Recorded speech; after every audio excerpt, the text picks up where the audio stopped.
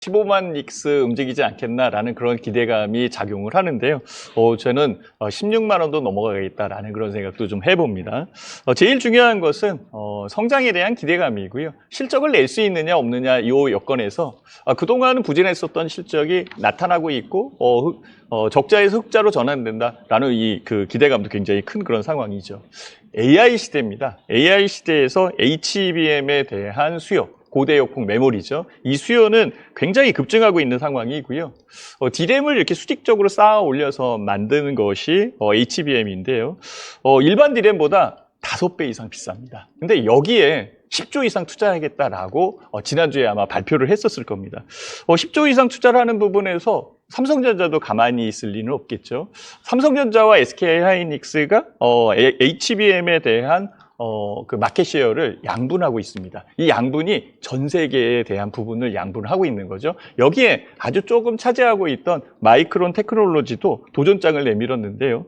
TSMC와 패키징 협력을 하면서 HBM 시장에 도전한다. HBM 시장에 참여한다라고 이렇게 얘기를 했어요. 그러다 보니까 HBM 시장은 39억 달러에서 내년도 89억 달러, 거의 90억 달러까지 늘어나는 그런 상황이거든요. 여기에 SK하이닉스가 제일 중심에 있는 것으로 판단이 듭니다. 외국인 매수세 꾸준히 들어오고 있고요. 최근에 공매도 관련되어 있는 여건에 외국인 매수, 외국인들이 들어올까라고 생각을 하는데 SK하이닉스는 계속적으로 들어오고 있습니다. 그러면서 얘기하는 게 그거죠. 반도체 불황 끝이 보인다 이렇게 얘기를 하는데요. 결국은 주가 자체적인 부분에서는 다른 여타 종목들도 마찬가지고 성장성과 성장력에 대한 부분은 좀 더 가중치를 부여해서 봐야 될 것으로 판단이 듭니다. 그래서 SK하이닉스는 목표가 16만 원, 그 이상도 넘어갈 가능성이 있으니까 꾸준히 추세 매매하십시오라고 말씀을 드리고 싶고요. 손절가는 12만 원을 제시해 봅니다. 성장 관련되어 있는 부분에서는 레인보우 로보틱스 뿐만이 아니라 두산 로보틱스도 마찬가지고요. 뉴로메카나 그 부분의 감속기를 만들어내는 SPG나 SB위테크 전체적으로 로봇 관련되어 있는 업종은 성장주고 향후에 꼭 필요한 그런 상황이기 때문에 충분히 주가 자체적인 부분에서 상승할 것이다라고 판단을 하고 있습니다. 레인보우 로보틱스는 두산 로보틱스보다 시총이 더 큽니다. 그렇다면 아직까지는 두산 로보틱스보다는 레인보우 로보틱스가 로봇주를 이끌어간다라고 이렇게 볼 수 있는 그런 상황인데요. 판이 커지고 있습니다. 로봇 시장의 판이 엄청 커지고 있는데요. 올해가 390억 달러 정도의 시장 규모가 있는데요. 이게 2030년 정도 되면 2,600억 달러까지 늘어난다는 보고서가 있습니다. 이 부분도 있고요. 지난달 10월 달에 2023년도 로보월드라는 그 세미나가 있었던 그런 상황인데요. 전시회가 있었던 상황인데요. 여기에 레인보우 로보틱스 같은 경우에는 서빙 로봇이나 자율주행 로봇, 그리고 사족보행 로봇 이런 쪽을 신제품으로 출시한 그런 상황에서 훨씬 더 유리한 부분을 예측할 수 있게끔 만들어줬고요. 특히 협동 로봇 같은 경우에 성장성은 인구 감소에 대한 부분의 노동력 부족, 이 부분에 굉장히 중요한 부분으로 판단이 듭니다. 그래서 삼성전자와 전략적으로 협업을 하고 있고 삼성 윌스토어하고 급식 자동화에 관련되어 있는 업무 협약도 한 그런 상황이기 때문에 현재의 가격 대역에서는 충분히 추가적으로 상승할 가능성이 높다라고 저는 판단을 하는데요. 최근에 로봇 주식이 움직였었던 부분에서 조정을 약간 받고 있는 것 같아요. 조정을 기회로 저점 매수가 가능하지 않을까라고 저는 판단을 해봅니다. 그래서 레인보우 로보틱스 같은 경우에는 목표가를 18만 원 정도 두고 보고 있고요. 18만 원 이상으로 움직인다라고 한다면 시세 추종 전략으로 계속적으로 추적해 움직이는 게 좋을 것 같고요.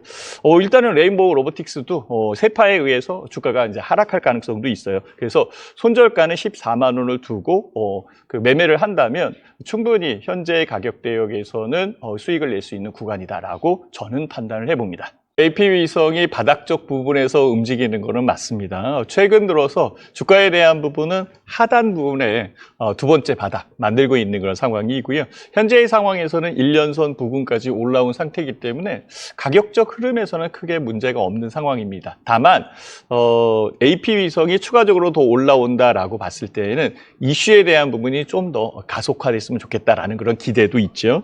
AP위성 같은 경우에는 인공위성, 위성 부품 이런 쪽을 사고 사업, 이쪽 사업을 하는데요. 최근에 고추진 전기 시스템 이쪽 연구 개발에 참여를 하고 있습니다. 이런 부분들이 이슈로 작용할 가능성이 아주 높죠.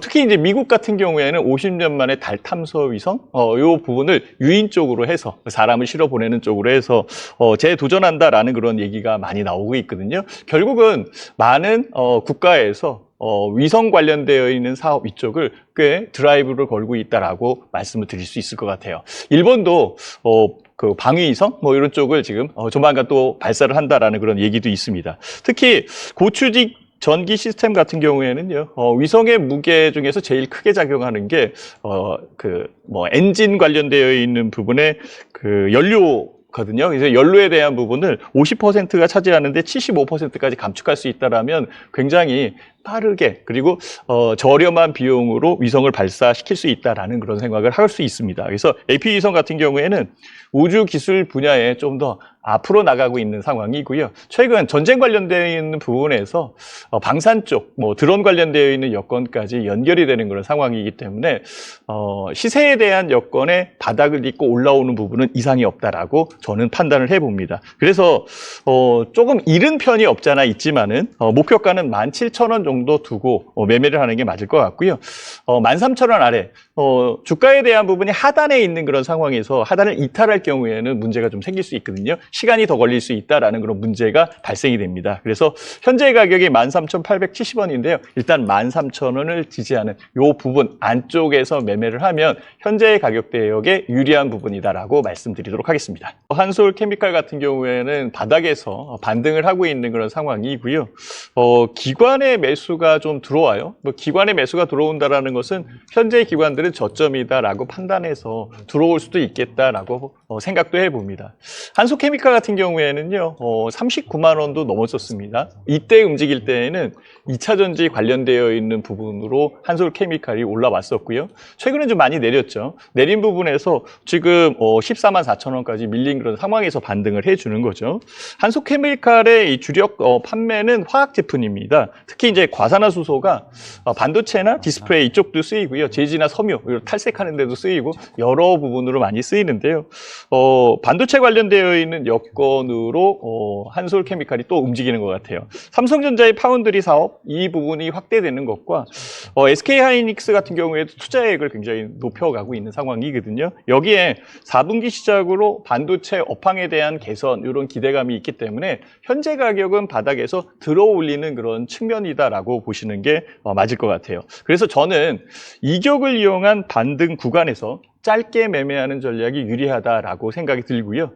1년선 기준으로 해서 1년선 부근까지 매매하는 게 맞을 것 같아요. 그래서 신규로 들어가는 분들 같은 경우에는 길게 투자해야 되니까 좀 더 기다렸다가 안정된 부분에서 투자하는 게 좋을 것 같고요. 갖고 계신 분들 같은 경우에는 목표가를 20만 원 정도 두고 보는 게 맞을 것 같고요. 손절가는 다시 내려올 수 있는 여건과 내려온다면 좀 길어질 수 있는 그 부분도 분명히 있습니다. 그래서 시간을 고려해서 17만 원을 손절가로 제시하니까요. 그 가격 대역에서 움직이시고 신규 진입은 좀 더 후에 하는 게 맞지 않겠나라고 생각을 해봅니다.